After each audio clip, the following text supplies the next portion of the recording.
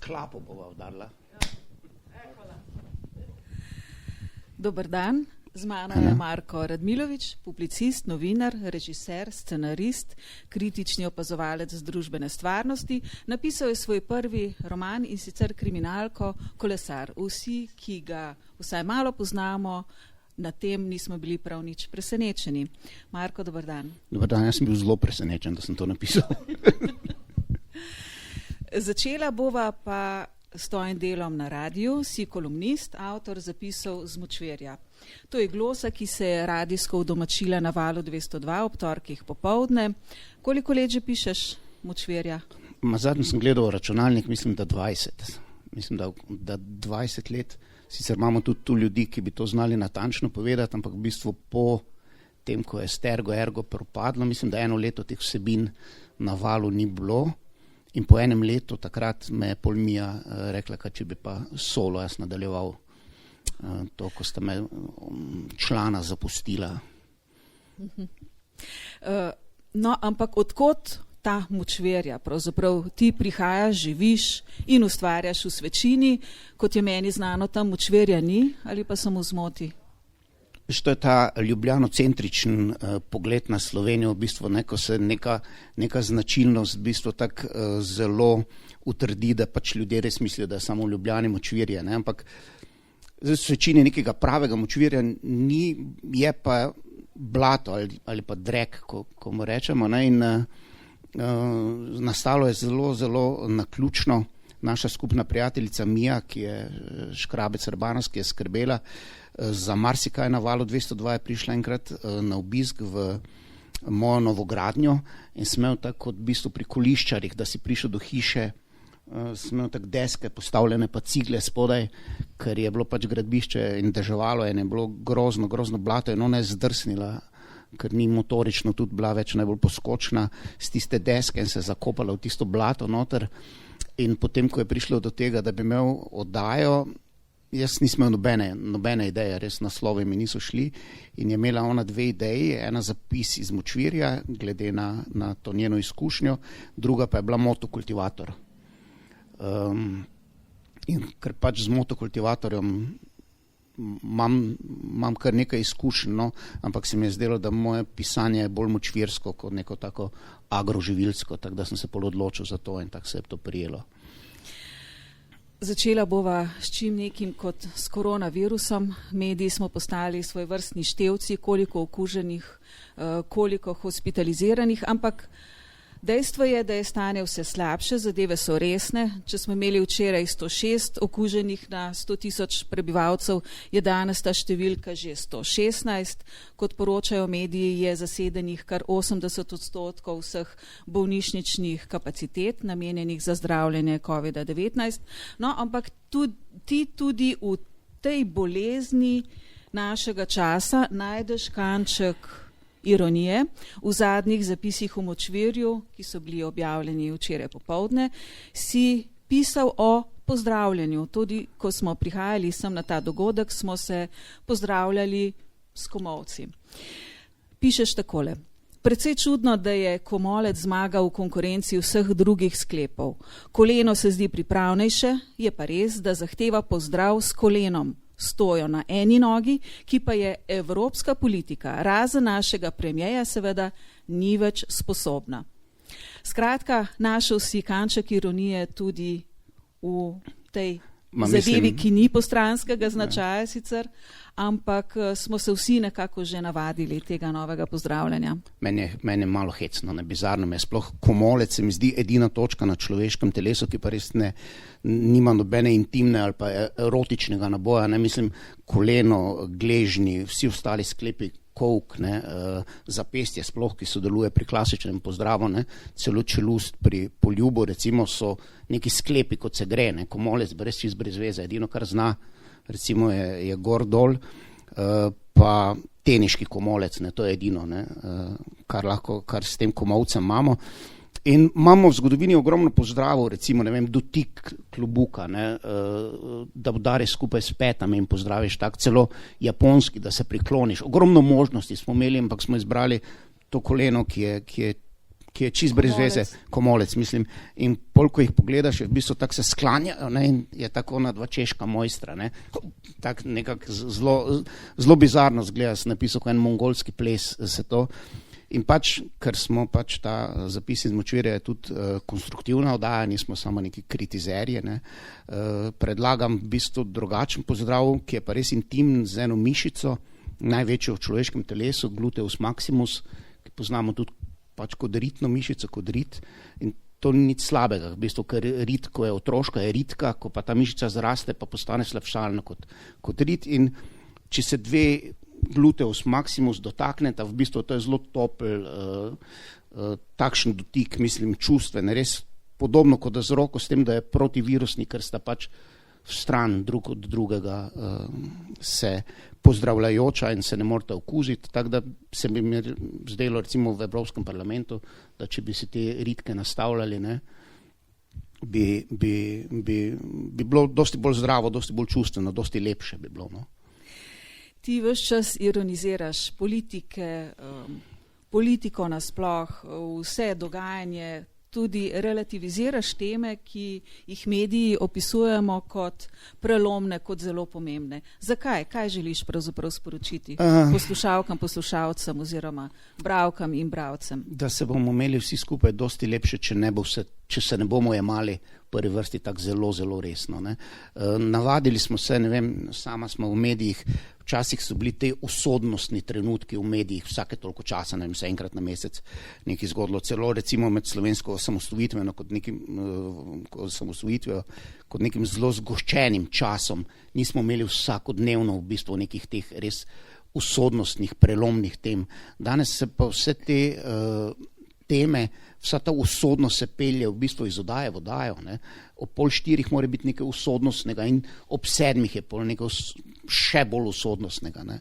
In napovemo, kaj se bo ob 10 še bolj usodnega zgodilo. In se mi zdi v bistvu, da sta dva momenta. En moment je, da mediji soustvarjamo ta nek čuden strah, ki se je prikradel v bistvu med vse nas. Drugi pa, da se res začnejo pomembne stvari pol revitalizirati, ampak da postanejo na nek način zvodenijo in v bistvu jaz poskušam samo povedati, da mogoče ni vse tako hudičevo resno, da če bi se malo bolj, pa ne s humorjem, ampak če bi malo bolj duhovito se jemali, bi bilo lažje.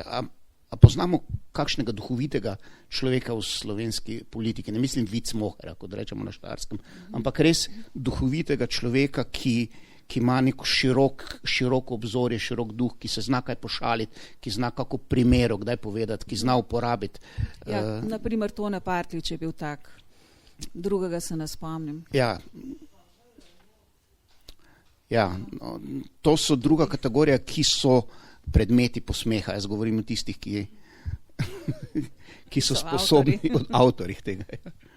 Misliš, da je humorja nasploh premalo?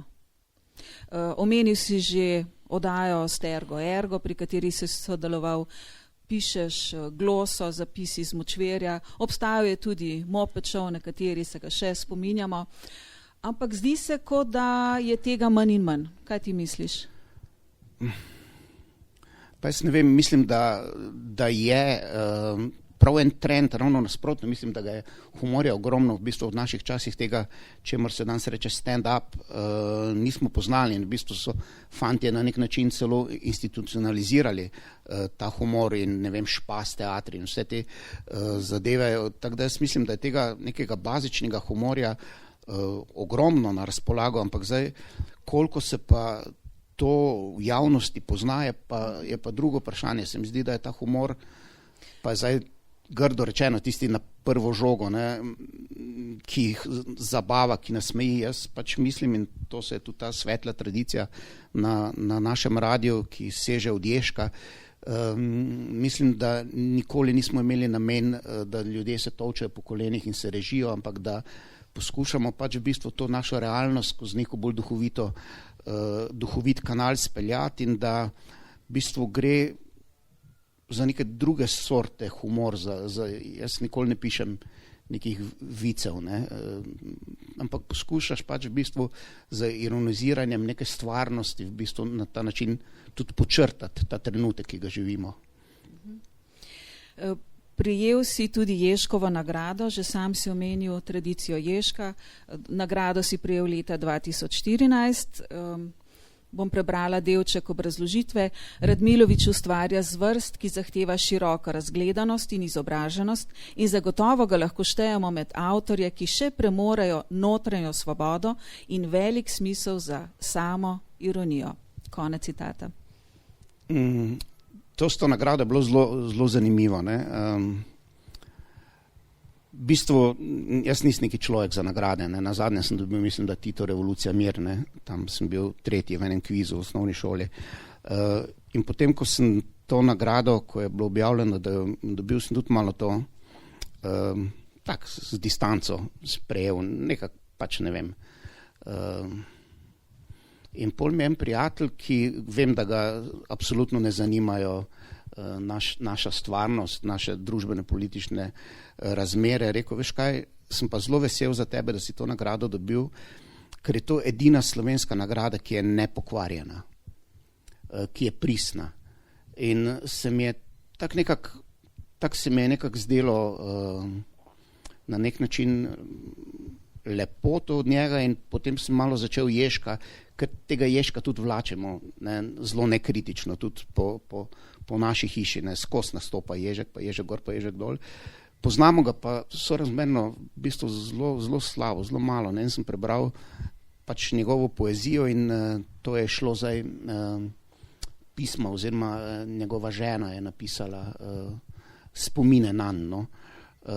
In ko to pomešaš s temi legendami, ki se še vedno po hodnikih naše hiše o njem na nek način svalkajo, v bistvu vidiš, da gre dejansko za izjemnega človeka, ne, ker seveda nam je sorazmerno lahko danes pisati karkoli, če pa si recimo, ne vem, 52. leta zapisal v črna škrinca, vrgo je svoj glas, si pa moral imeti popolnoma drugačen pogum, kot ga imamo mi danes. Ne?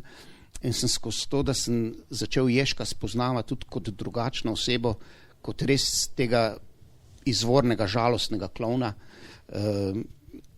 in v bistvu tudi boema na nek način, sem pol začel tudi to nagrado na nek način drugače gledati in spoštovati in sem jo celo vzel iz predala in sem jo danes dal tako, da je na radiatorju. Ampak radiator še ne dela radiator. Še ni tako hladno v svečini.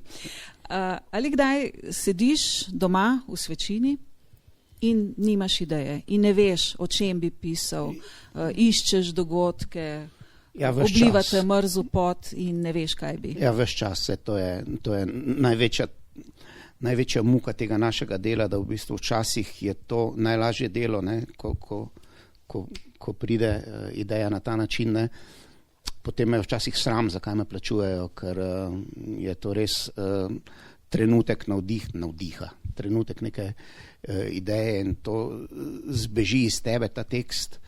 Včasih je pa tista groza, ko gledaš ta prazen ekran, ne, in hudo je, ker smo mi generacija novinarjev, ki nam ni vseeno, kaj damo od sebe. Ne. Današnje generacije, kot vidim in kot slišim in kot berem, so pač drugače vzgojene, ko je pač dovolj, da samo nekaj je.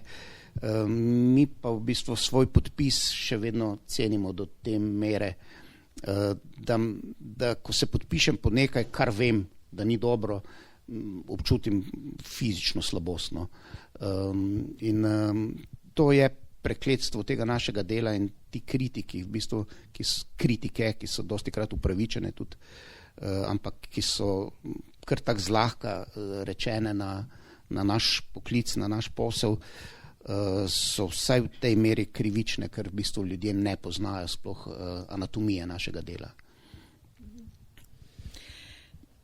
Te kdaj kdo pokliče od poslušalk, poslušalcev in te pohvali ali pa graja? Naprimer, mogoče bi te lahko kdo poklical pa rekel, poslušajte, v teh resnih časih se delate norca iz pozdravljanja.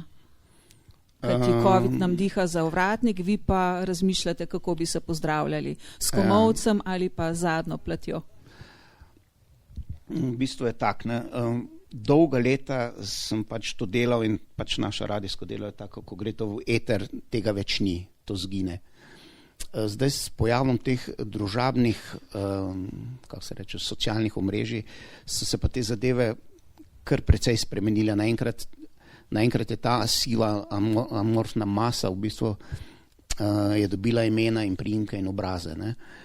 Jaz sicer nisem član teh platform, ampak na redakciji imajo to grozno veselje s tem štetjem všečkov in s temi zadevami in me tudi o tem obveščajo, ampak naenkrat se je spostavila ta komunikacija s publiko. Nekaj časa, ko so začeli močvirje objavljati na internetu, so najprej bili v obliki bloga. Ne, takrat so rekli, daj Marko, začni blogati, ti bi bil pravi bloger, in to so me 1 leto prepričevali, in ko sem se odločil, da bom blogal, so rekli, ne, zdaj moraš biti na Facebooku, ne.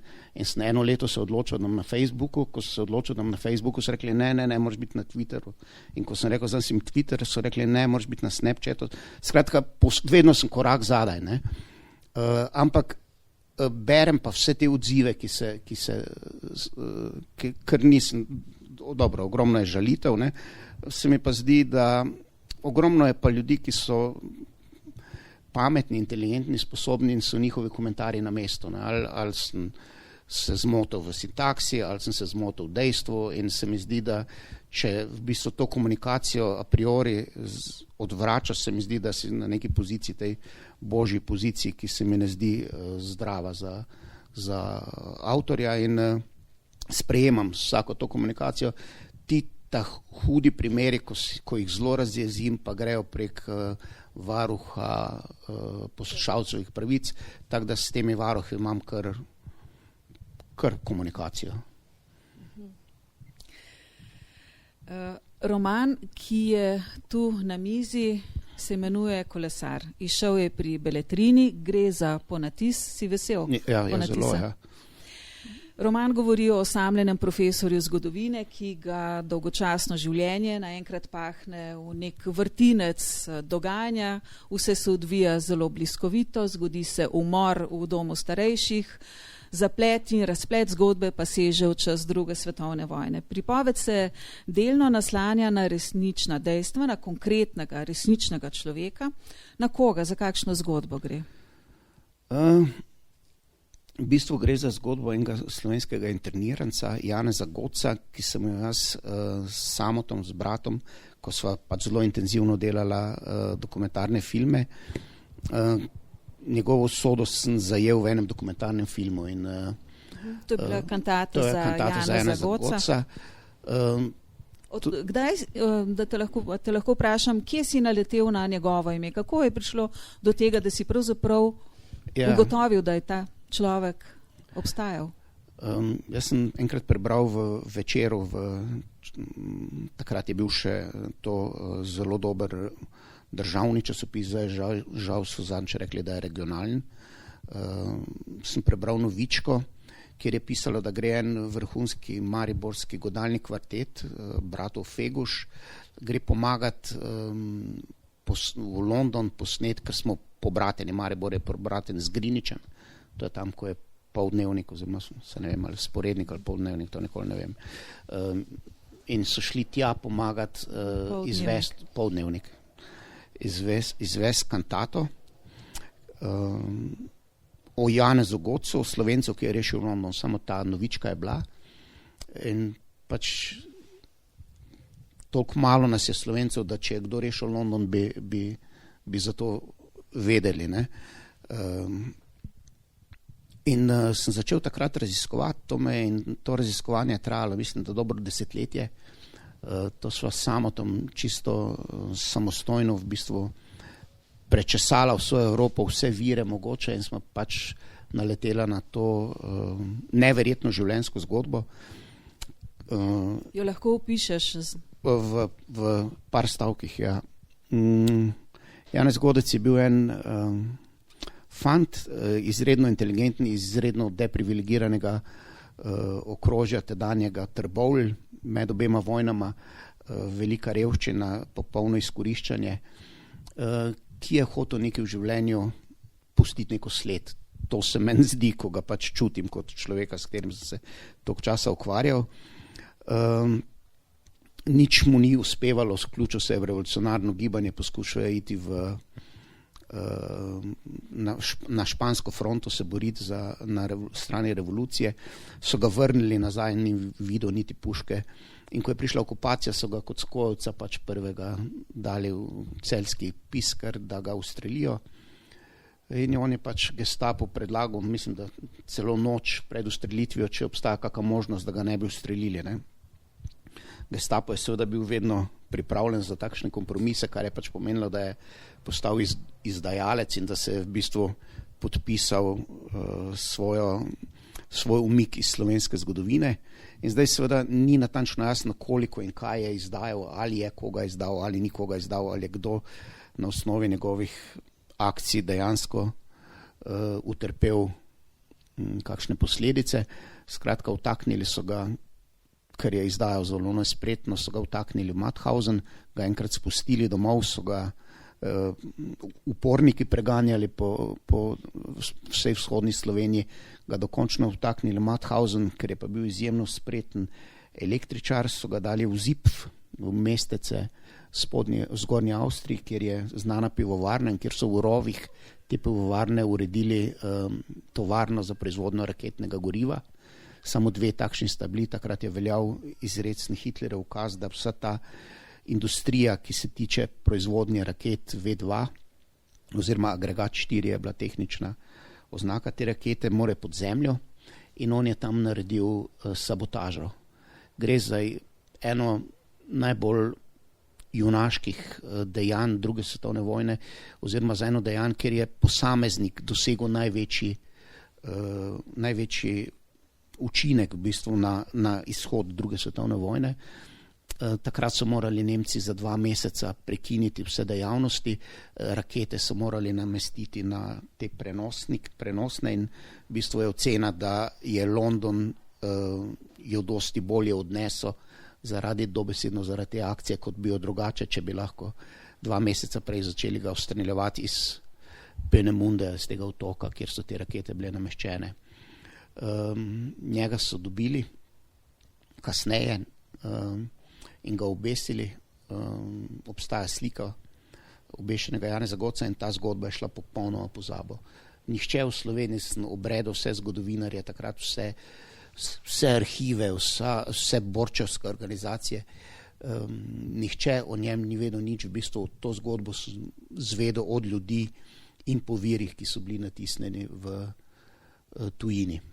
In ta dokumentarec o tem pripoveduje in meni se je zdelo takrat, da je to neka taka univerzalna zgodba o ljudeh, ki so ujeti v sivini, ki niso ne beli, ne črni, ne revolucionarni, ne nacisti, ampak so ujeti v tej neki sivini. In ta film je šel v javnost in seveda se nič ni zgodilo. Jaz sem pričakoval, da sicer da bo Viktora za njega, ampak da bo vsaj me kdo potrepljal po ramenu, pa bo rekel, to ste pa dobro naredili, ne? Ampak nič ni bilo. In to me je pol spodbudilo v bistvu k pisanju Kolesarja. Očitno te ta zgodba, ta junak enostavno ni spustil in si premleval to njegovo zgodbo, to njegovo poslanstvo oziroma dejanje in te preganjalo najbrž kar nekaj let. Naj povem, da ta film je na voljo na spletni strani Televizije Slovenija. Na MMC-ju. Tako. Ja. Kdaj je nastal, koliko časa je preteklo od nastanka filma pa do knjige, ki jo imamo tu? 8 let. 8 let takšnega, ker pisal sem zelo, romana sem se lotil v bistvu najprej kot nekega maščevanja vsem tistim, ki niso v filmu videli veličine. Pa sem rekel, ne, zdaj vam bom pa že pokazal. Potem sem se ga lotil kot neke vaje v slogu, potem sem se ga lotil kot filmskega scenarija, potem se ga za par let sem ga odložil, pa se ga ponovno loteval, pa nisem vedel, kako bi se tega natančno, kako poteka v bistvu celotna mehanika pisanja romana. Jaz nisem imel blage veze o tem, ne. Tako da, ko sem si vsa ta orodja pri sebi izdelal, potem sem se ga v takih v bistvu izbruhih, delovnih izbruhih spravil in sem ga po 4-5 letih tudi izdal. Gotovo si se spraševal, pa ne samo enkrat, zakaj ta zgodba, zakaj je ta človek potonil v pozabo? Zakaj? In seveda še pod vprašanje, koliko je še takih junakov in takih zgodb, ki ne glede na to, da je že 75 let minilo od druge svetovne vojne, še ne pridejo na plano. Jaz sem se dosti o tem spraševal, ker pač moj bread and butter, bi rekli Angleži, je dokumentaristika. Ne? Od tega v glavnem živim na dokumentarnem programu Radia Slovenija in tudi pač na televiziji imam okrog 110 naslovov dokumentarnih podpisanih. Mislim, da je zgodovinopisje slovensko v bistvu se 40 let ukvarjalo s točno določeno temo, jo raziskalo do potankosti temu, čemur pa rečemo na nek način zgodovina vsakdana, ne? Kar je postalo recimo v slovenskem zgodovinopisu šele v koncu 80-ih, 90-ih popularno, pa se trenirani oziroma izobraženi zgodovinari niso ravno posvečali. In v bistvu tu ta prazen prostor smo našli mi dokumentaristi in smo v bistvu lahko kopali po zelo, zelo bogati jami. Vse te teme so bile na nek način neobdelane. Tam prej sem videl Almo Karlin, to je bil v bistvu en moj prvi dokumentarec oziroma en prvih dokumentarcev, ko sem v bistvu tudi Slovencem predstavil, pa ne na ta način, da bi kakršnokoli izvorno raziskavo naredil, ampak sem samo pač združil neko znanje, ki je v njej že obstajalo, ampak v bistvu naš film Alme Karlin je bil prva predstavitev te nenavadne ženske slovenski javnosti in tega je bilo še ogromno, ne vem, Kodeli, ogromno teh tem je bilo, ampak spet ne bi si nekaj velikih zaslug za to pisal, ampak res samo temu pravemu trenutku v času in prostoru, kamor smo lahko jaz in ogromno drugih dokumentaristov tudi našli ta svoj ribnik. Nekatere zgodbe se te pa res dotaknejo, ker v bistvu tako se me Alma Karlin dotaknila, s tem, da mi je ena pol čarovnica povedala, da zato, ker se je dala pokopati po vudu običaju in je umrla na isti dan, ko sem se jaz rodil. Na isti datum, ne rekla to, ti si reinkarnacija in sem začel takoj po celjsko govoriti. V življenju ni slučajev. Ne. Ta človek se me pa tudi na nek način dotaknil, ker sem v njem v bistvu videl ne samo njegovo usodo, ampak usodo ogromno ljudi, ki so ta težek čas zgodovine, teh 5 let, v 40 letih ali pa kakšno leto prej in kasneje, v bistvu preživeli brez nekih jasno začrtanih vlog. Ne? In seveda simplifikacija, s kateri težimo na velikost tudi zdaj, v tem našem trenutku, se pravi poenostavljanja na vseh ravneh naše družbe, izključujejo možnost, da nekdo živi vmes. Ne?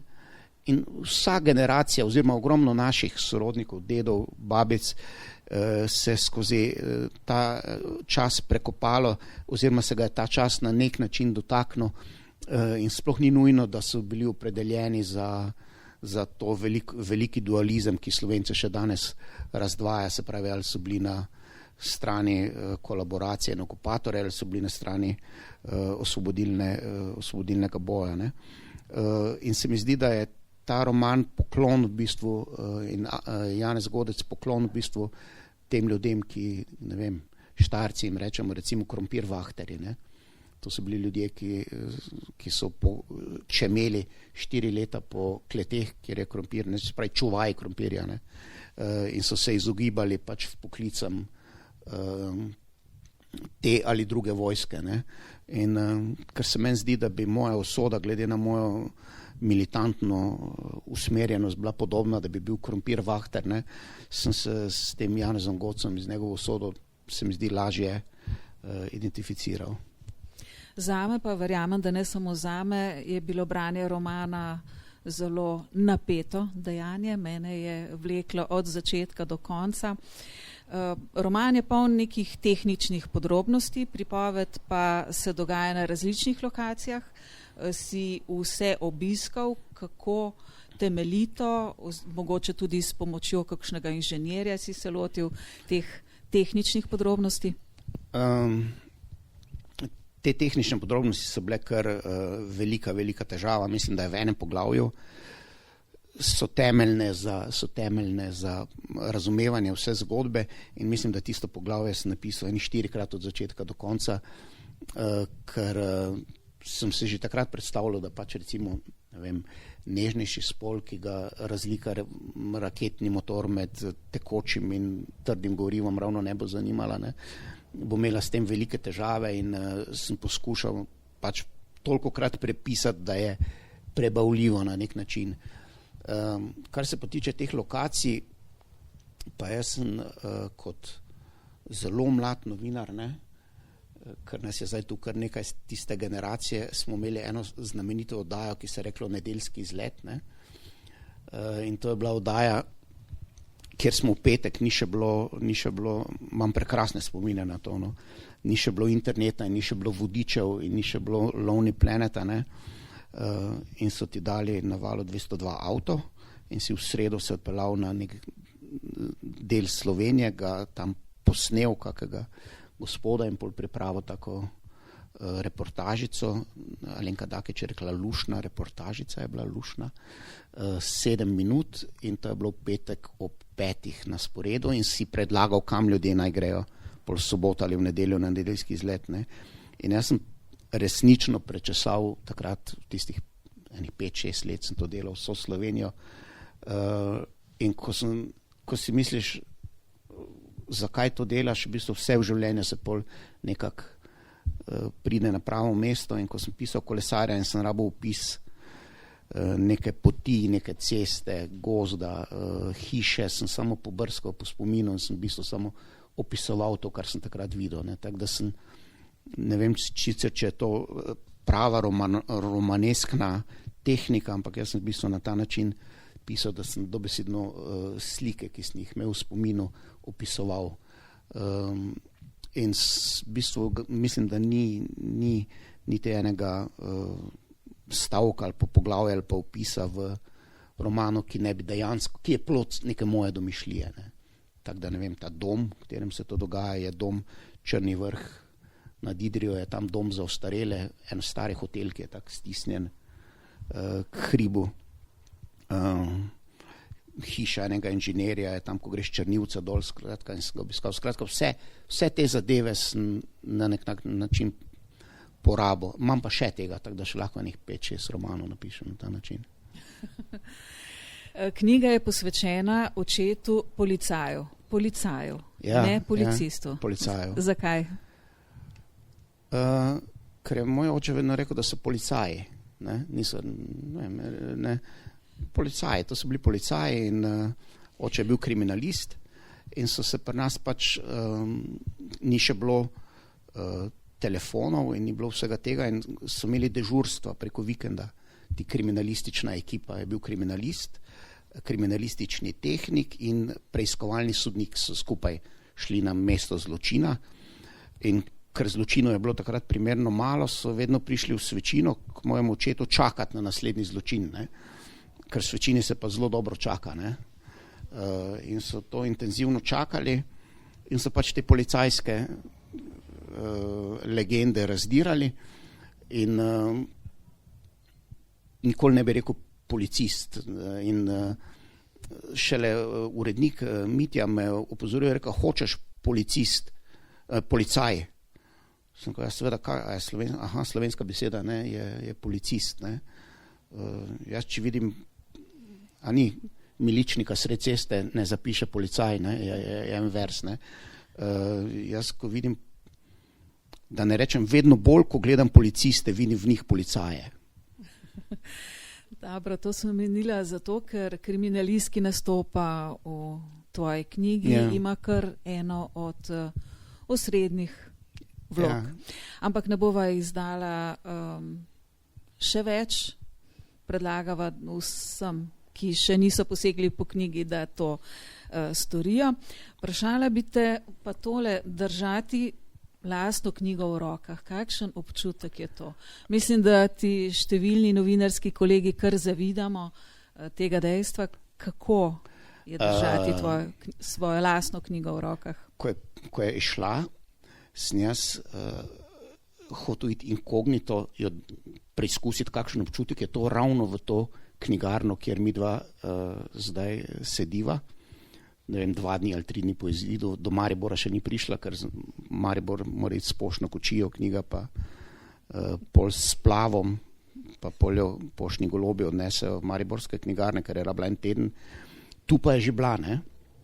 In grem jaz tu v vzorci in smisel, saj, ne, na nesrečo še ni bilo mask, ne? Kdo me pa pozna, ne?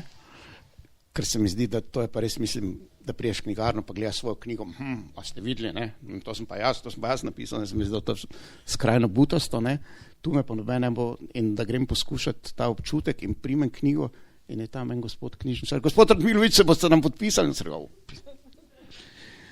ki si me našel, ne, in je nenavaden občutek, no, v bistvu, jaz bi priporočal vsem novinarskim kolegom, da se tega lotijo, ne? Ker zveš nekaj o tem, čemu se reče dolga forma, ne? In s tem sem imel tudi čist tehnično, sem imel strahotne težave, ker seveda naš novinarski svet se konča pri 5 minutah, če smo govoreči, ali pa na eni strani, če smo pisoči. Tu je pa treba, ne vem, ko jaz grem pisati močvirje, absolutno ne rabim, točno vem, koliko je 7 minut, 25 ali 8 minut, koliko znam, ne gledam nikoli na znake, ker imaš to dobesedno v spominu prstov, ne. Tu pa moraš pol držati to koncentracijo čez 470 ali koliko strani in če si malo samokritičen, jaz sem prebral prva 3 poglavja za sabo, sem videl, da moja zgodba se odvija tako albanska podmornica, ne ta gre, ne. Se zaključuje vedno znova in naš dober prijatelj Marko Zorko, ki je proti koncu življenja se tudi lotil pisanja romanov oziroma daljših tekstov in je pa bil nesporen genij glose oziroma kolumne. Sva se pred smrtjo prav o tem pogovarjala, je rekel, ko sem jo šele prebral, sem videl, da nizam kolumne, ne? In jaz sem dobesedno s to zavestjo sem se tega daljšega teksta lotil in je ne glede na vsebino, pa ne glede na fabulo, je odličen trening ali pa spoznanje ali pa izkušnja to, da prvič moraš držati koncentracijo čez tak dolg tekst, drugič pa ta slast, da lahko delaš, da lahko gradiš svetove, ki niso v bistvu, ki nimajo neke realne podlage, to, kar pač naše novinarsko delo zahteva. Jaz sicer sem imel tu neko zgodbo, ki sem ji moral ostati na nek način zvest, ampak ta občutek graditi svetove in premikati te junake in njihove usode je pa res zelo, zelo sladostrastne in v bistvu, če bi lahko človek od tega živel, bi rajši pisal romane kot kolumne, no. No, ampak praviš, da imaš gradiva za 5 takih knjig, a to pomeni, da naslednja knjiga že nastaja? Ne, gradiva imam, volje pa nimam. Ne smeš biti len za romanopisje, ne smeš biti len. Jaz sem pa kar precej len. Velik napor je to. Napor je predvsem zaradi tega, ker jaz živim od pisanja, ne? In sem to knjigo pisal v prostem času, ne? In je zelo hecno, tako če bi, ne vem, Novak Djokovic živi od tenisa, ko pa se gre z otroci igrati, pa gre malo tenis za to, da se sprosti, ne? Dobesedno to se meni dogajalo, ne pišeš, kot poklic, pol pa, kaj bomo pa delali v prostem času, dajmo malo pisati. Ne. In s tem imel kar težave. No. Sem si mogel dobesedno utrgati v bistvu in to radijsko delo ali pa ostalo delo narediti vnaprej, da sem pol imel čas za pisanje tega. Ko sem pa ta čas imel za pisanje tega, pol pa seveda nisem pisal ampak sem se sekiral, zakaj ne pišem. Tako da tako pol hitro priješ do 4 leta. Marko Radmilovič, hvala za tvoje odgovore in hvala, da si bil moj gost. Hvala.